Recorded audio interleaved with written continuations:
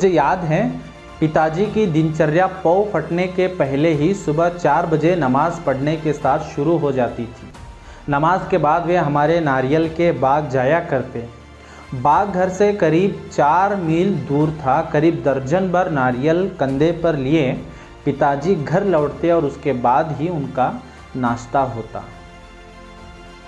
कलाम जी अपने पिताजी के बारे में बताते हुए आगे कहते हैं कि उनके पिताजी का दिन सूर्योदय से पहले सुबह 4 बजे के नमाज के साथ शुरू होता था। कलाम जी के पिताजी नमाज के बाद में अपने नारियल के बाग जाया करते और यह बाग कलाम के घर से करीब 4 मील की दूरी पर था और वहाँ से उनके पिताजी 1 दर्जन यानी कि 10 से 12 नारियल कंधे पर लिए हुए घर वापस लौट आते थे। उसके उपरांत ही उनके पिताजी का नाश्ता होता था। ತಮ್ಮ ತಂದೆಯ ಬಗ್ಗೆ ಮಾತನಾಡುತ್ತಾ ಕಲಾಂಜಿಯವರು ತಮ್ಮ ತಂದೆಯವರ ಬಗ್ಗೆ ಹೇಳುತ್ತಾರೆ. ಅವರ ತಂದೆ ದಿನವೂ ಸೂರ್ಯೋದಯಕ್ಕೆ ಮುಂಚಿತವಾಗಿಯೇ ಬೆಳಿಗ್ಗೆ 4 ಗಂಟೆಗೆ ಪ್ರಾರ್ಥನೆಯೊಂದಿಗೆ ಅವರ ದಿನ ಪ್ರಾರಂಭವಾಗುತ್ತಿತ್ತು ಅಂತ ಕಲಾಂಜಿಯವರು ಹೇಳುತ್ತಾರೆ. ಕಲಾಂಜಿ ಅವರ ತಂದೆ ನಮಾಜ್ ಮಾಡಿದ ನಂತರ ಅವರ ತೆಂಗಿನಕಾಯಿಯ ತೋಟಕ್ಕೆ ಪ್ರತಿನಿತ್ಯವೂ ಕೂಡ ಹೋಗುತ್ತಿದ್ದರು ಮತ್ತು ಈ ತೋಟವು ಕಲಾಂ ಅವರ ಮನೆಯಿಂದ ಸುಮಾರು 4 ಮೈಲಿ ದೂರದಲ್ಲಿತ್ತು ಮತ್ತು ಅಲ್ಲಿಂದ ಅವರ ತಂದೆ 1 ಡಜನ್ ಅಂದರೆ 10 ರಿಂದ 12 ತೆಂಗಿನಕಾಯಿಗಳನ್ನು ಹೆಗಲ ಮೇಲೆ ಹೊತ್ತುಕೊಂಡು ಮನೆಗೆ ಮರಳಿ ಹಿಂದಿರುಗ್ತಾ ಇದ್ದರು.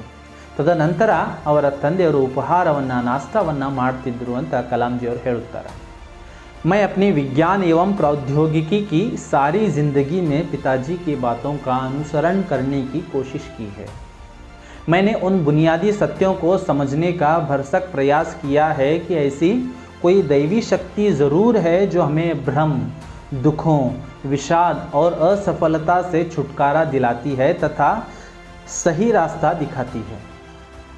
कलाम जी कहते हैं कि उन्होंने अपने विज्ञान और प्रौद्योगिकी अर्थात व्यवहारिक और औद्योगिक कलाओं और संयुक्त विज्ञानों से संबंधित अध्ययन का विज्ञान का एक समूह प्रौद्योगिकी होता है अथवा तंत्रज्ञान जैसे अपने वृत्ति जीवन में अपने पिताजी के बातों का अनुसरण यानी कि अपने पिताजी के बातों का पालन करने का बहुत सारी कोशिश की है और पिताजी के बताए हुए बुनियादी मूल सत्यों को समझने की कोशिश की है जैसे कोई ईश्वरीय शक्ति है जो हमें भ्रम, दुख, विषाद, असफलता आदि से छुटकारा दिलाकर हमें सही रास्ता दिखाती है.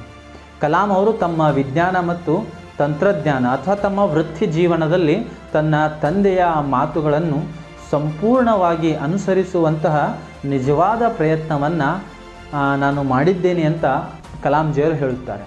ಹಾಗೂ ಬಹಳಷ್ಟು ಗೊಂದಲ, ದುಃಖ, ಖಿನ್ನತೆ, ವೈಫಲ್ಯತೆ ಇತ್ಯಾದಿಗಳನ್ನು ಹೋಗಲಾಡಿಸಿ ಸರಿಯಾದ ಮಾರ್ಗವನ್ನು ತೋರಿಸುವ ದೈವಿ ಶಕ್ತಿ ಇದೆ ಎಂದು ಅವರ ತಂದೆ ಹೇಳಿದ ಮೂಲಭೂತ ಸತ್ಯಗಳನ್ನು अर्थ ಮಾಡಿಕೊಳ್ಳಲು ನಾನು ಪ್ರಯತ್ನಿಸಿದ್ದೇನೆ ಎಂದು ಕಲಾಂಜಿಯವರು ಹೇಳುತ್ತಾರೆ.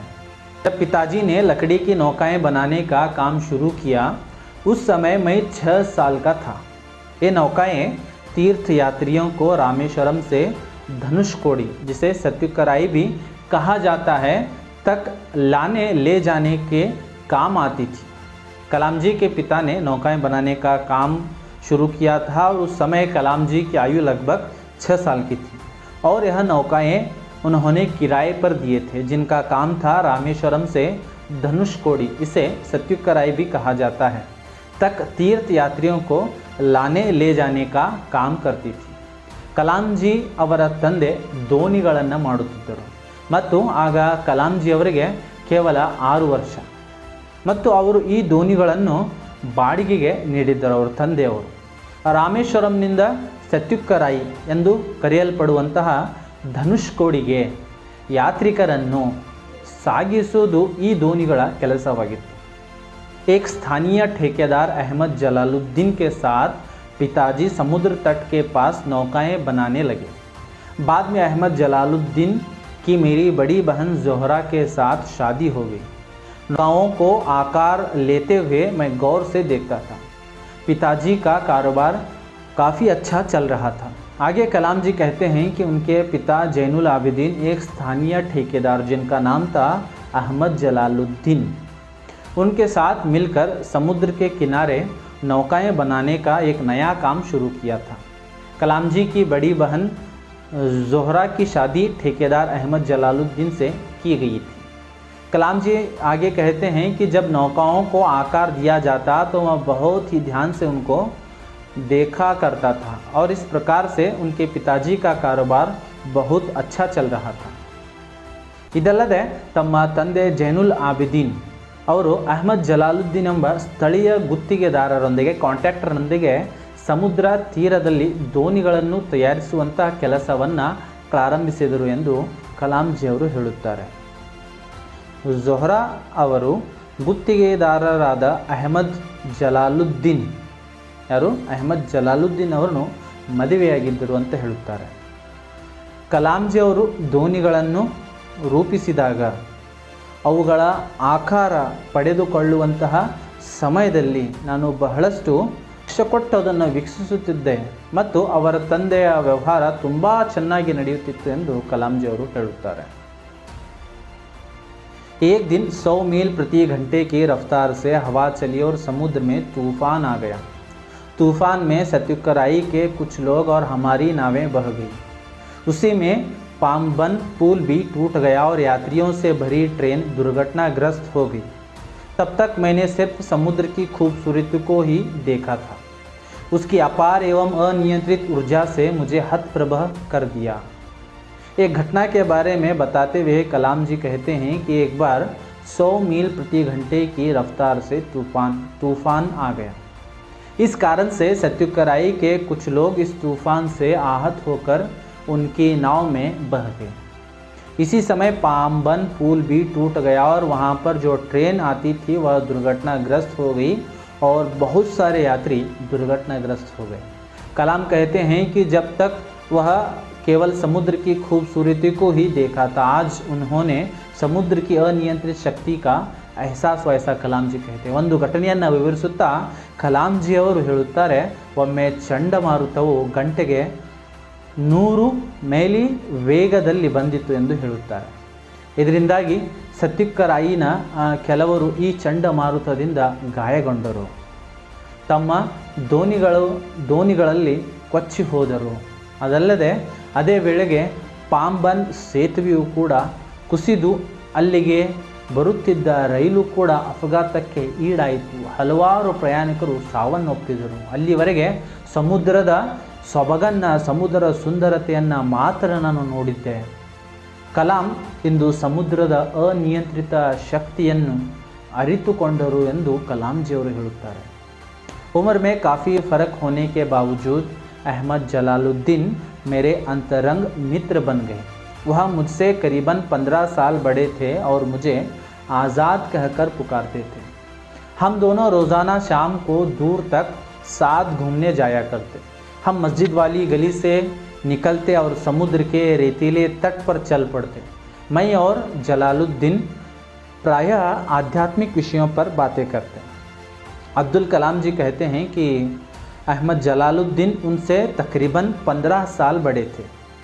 उम्र में इतना ज़्यादा फ़र्क होने पर भी वह अब्दुल कलाम के बहुत ही अच्छे दोस्त बन गए थे और अहमद जलालुद्दीन कलाम को आज़ाद के नाम से पुकारते थे।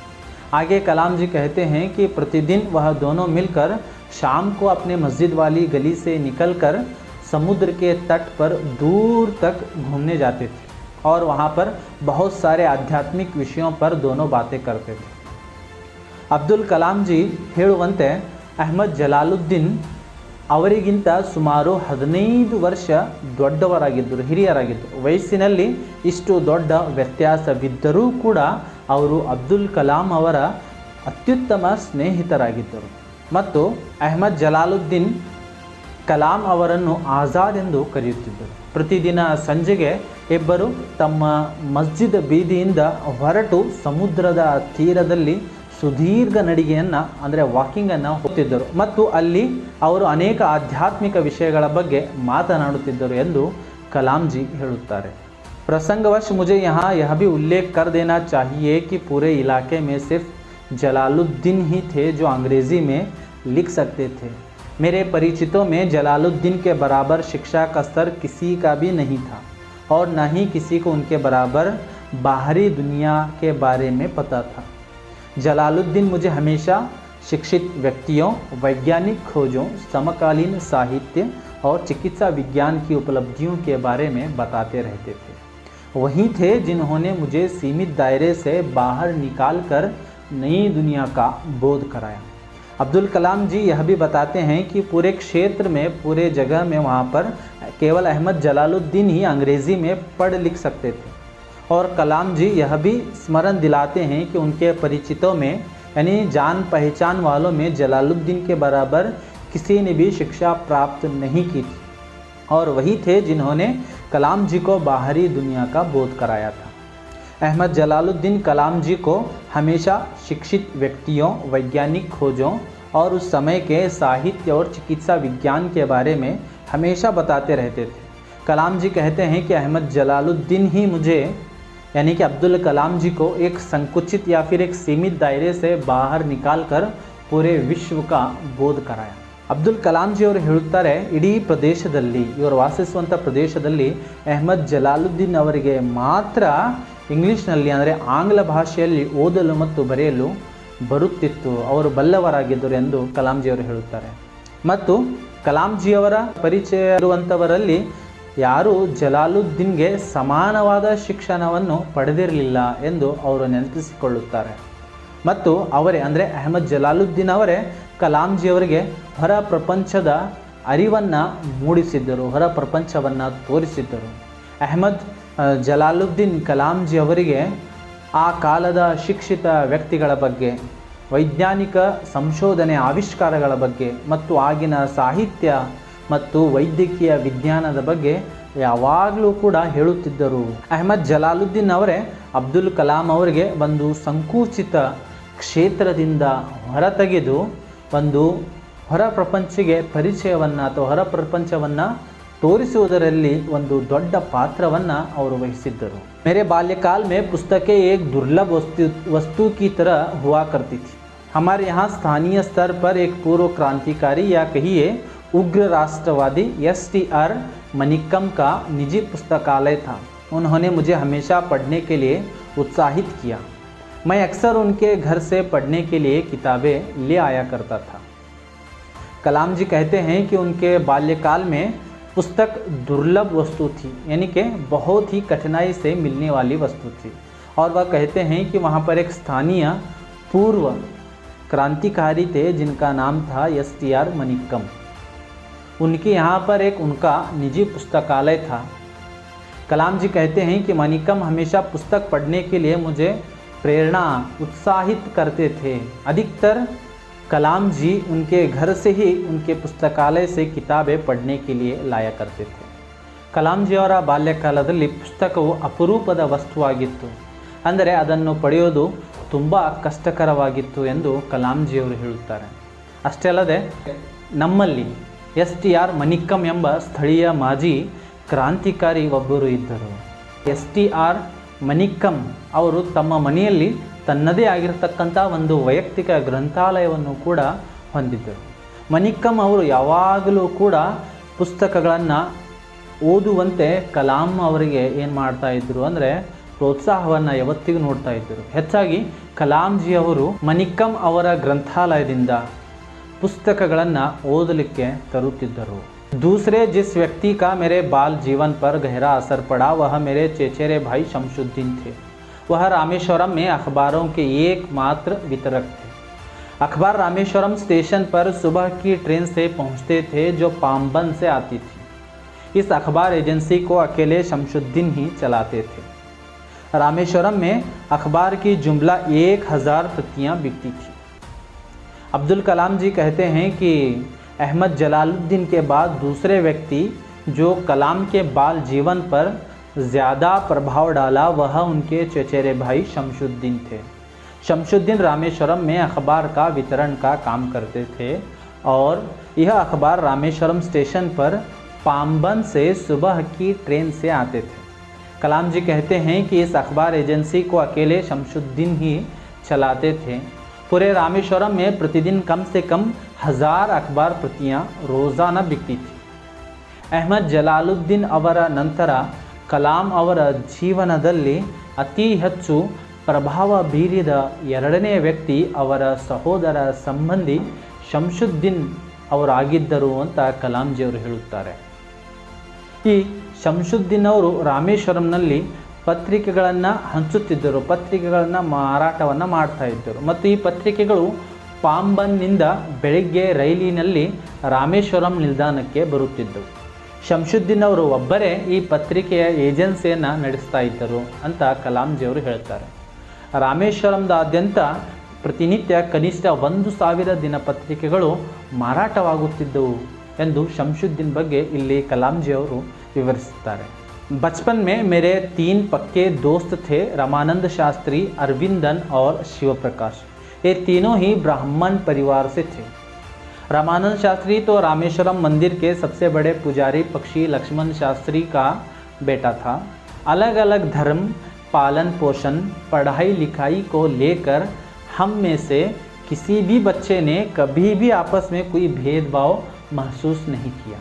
कलाम जी कहते हैं बचपन में उनके मित्रों के बारे में बताते हुए कलाम जी कहते हैं कि उनके 3 पक्के दोस्त थे और वह थे रामानंद शास्त्री, अरविंदन और शिव प्रकाश. यह तीनों ही ब्राह्मण परिवार से थे.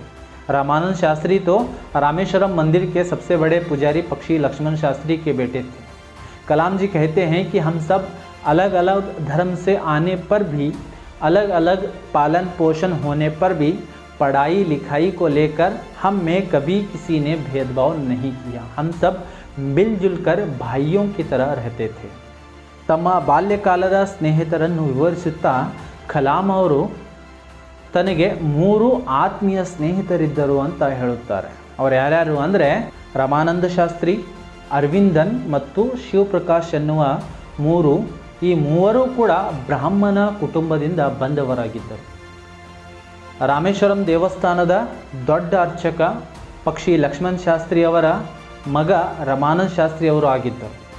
ನಾವೆಲ್ಲರೂ ಕೂಡ ಬೇರೆ ಬೇರೆ ಧರ್ಮದಿಂದ ಬಂದಿದ್ದರೂ ಕೂಡ, ಬೇರೆ ಬೇರೆ ವಾತಾವರಣದಲ್ಲಿ ಬೇರೆ ಪಾಲನೆ ಪೋಷಣೆಯನ್ನು ಪಡೆದಿದ್ದರೂ ಸಹಿತ ಶಿಕ್ಷಣದಲ್ಲಿ ಯಾವುದೇ ಭೇದ ಭಾವವನ್ನು ಹೊಂದಿರಲಿಲ್ಲ ಎಂದು ಕಲಾಂಜಿಯವರು ಹೇಳುತ್ತಾರೆ. ನಾವೆಲ್ಲರೂ ಸಹೋದರರಂತೆ ಒಟ್ಟಿಗೆ ವಾಸಿಸುತ್ತಿದ್ದೆವು ಎಂದು ಕಲಾಂ ಅವರು ತಮ್ಮ ಗೆಳೆಯರ ಬಗ್ಗೆ ವಿವರವಾಗಿ ಹೇಳುತ್ತಾರೆ. अंत में पाठ का आशय. भारत के राष्ट्रपति कलाम जी का जीवन सादगी का मिसाल था. उनके माता पिता का परिश्रम, आडंबरहीन जीवन सबके लिए आदर्श प्राय है. उनका परिवार अतिथियों की सेवा से संतृप्त था. उनका परिवार धार्मिक एकता को मानता था. बच्चों के चैतन्यशील बहुमुखी व्यक्तित्व के निर्माण के लिए ऐसे आदर्श व्यक्तियों की जीवनी प्रेरणादायक है. ಇನ್ನು ಕೊನೆಯಲ್ಲಿ ಈ ಒಂದು ಪಾಠದ ಆಶಯ ಏನೆಂದರೆ, ಭಾರತದ ರಾಷ್ಟ್ರಪತಿ ಕಲಾಂ ಅವರ ಜೀವನದ ಸರಳತೆ ಬಹಳಷ್ಟು ದೊಡ್ಡ ಉದಾಹರಣೆಯಾಗಿದೆ. ಇವರ ತಂದೆ ತಾಯಿ ಶ್ರಮ, ಆಡಂಬರ ರಹಿತ ಬದುಕು ಎಲ್ಲರಿಗೂ ಆದರ್ಶ. ಅವರ ಕುಟುಂಬವು ಅತಿಥಿಗಳ ಸೇವೆಯಿಂದ ತುಂಬಿತ್ತು. ಅವರ ಕುಟುಂಬವು ಧಾರ್ಮಿಕ ಏಕತೆಯಲ್ಲಿ ನಂಬಿಕೆಯನ್ನು ಇಟ್ಟಿತ್ತು. ಅಂತಹ ಆದರ್ಶ ವ್ಯಕ್ತಿಗಳ ಜೀವನ ಚರಿತ್ರೆ ಮಕ್ಕಳಲ್ಲಿ ಜಾಗೃತಿಯನ್ನು ಮೂಡಿಸಲಿಕ್ಕೆ, ಬಹುಮುಖಿ ವ್ಯಕ್ತಿತ್ವವನ್ನು ನಿರ್ಮಿಸಲಿಕ್ಕೆ ಸ್ಫೂರ್ತಿದಾಯಕವಾಗಿದೆ ಅಂತ ಈ ಒಂದು ನಮಗೆ ಪಾಠದಿಂದ ಗೊತ್ತಾಗುತ್ತೆ ಮಕ್ಕಳು. ಸೊ ಇದು ಒಂದು ಮೇರಾ ಬಚ್ಪನ್ ಎನ್ನುವಂಥ ಪಾಠದ ಒಂದು ಹಿಂದಿ ಹಾಗೂ ಕನ್ನಡದಲ್ಲಿ ಸಾರಾಂಶವಾಗಿತ್ತು.